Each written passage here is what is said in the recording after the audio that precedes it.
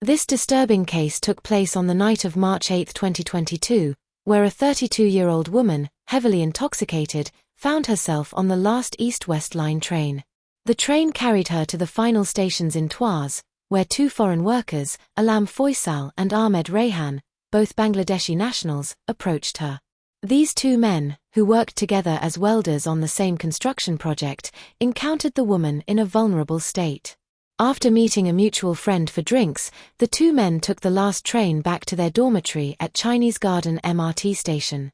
The victim, intoxicated and acting erratically, was in the carriage next to theirs, where she walked up and down the aisle in a disoriented manner. She eventually sat down on the floor of the train. Observing her vulnerable condition, the two men decided to strike up a conversation. However, due to her level of intoxication, she was unable to engage or respond coherently. As the train arrived at Tuas West Road Station, the men decided to escort the victim off the train. Faisal supported the woman as they exited, guiding her through the station gantry. However, the victim caused a scene as she struggled to tap out, drawing the attention of the station staff. When approached, Faisal falsely claimed that he and Rayhan were helping her get home, as she supposedly lived nearby. After leading her out of the station, the two men took her to a grassy area under Tuas Viaduct. There, things escalated. According to Rayhan's account, he claimed that he initially did not intend to rape the woman. However, he admitted to sexually violating her and molesting her while his friend Faisal unzipped his pants. Rayhan stated that he saw Faisal rape the victim and confessed that he tried to do the same but failed after several attempts. Despite his claims of reluctance, Rayhan was a willing participant in the assault. Faisal reportedly raped the victim a second time, leaving her injured and bleeding from the head. After committing the assault, the two men left the woman on the grass and took a taxi back to their dormitory.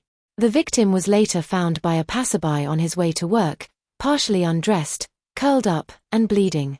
This Good Samaritan promptly called the police, and the woman was taken to the hospital for medical treatment. Both Rayhan and Faisal were arrested the following day. Rayhan pleaded guilty to a charge of attempted rape, and two other charges, one for sexual assault by penetration and another for outrage of modesty, were considered.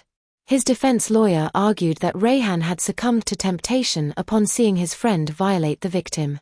The prosecutor, however, pushed for a stern sentence, emphasizing that Rayhan knew the victim could not consent and took advantage of her vulnerability. On October 18, Rayhan was sentenced to 9 years in prison and 9 strokes of the cane. Meanwhile, Faisal's case remains ongoing. This distressing case serves as a reminder of the dangers faced by individuals, particularly women, in vulnerable situations, especially late at night. It raises important questions about the safety of public spaces and the responsibility of bystanders and station staff in such incidents. What are your thoughts on how public transport authorities and society at large can better protect individuals in these situations? Please let us know your thoughts in the comments below. Remember to like, share, and subscribe to 2230 for more detailed news coverage. What can be done to prevent similar incidents in the future? Should there be more security or surveillance in place during late-night hours on public transport? Let us know in the comments section.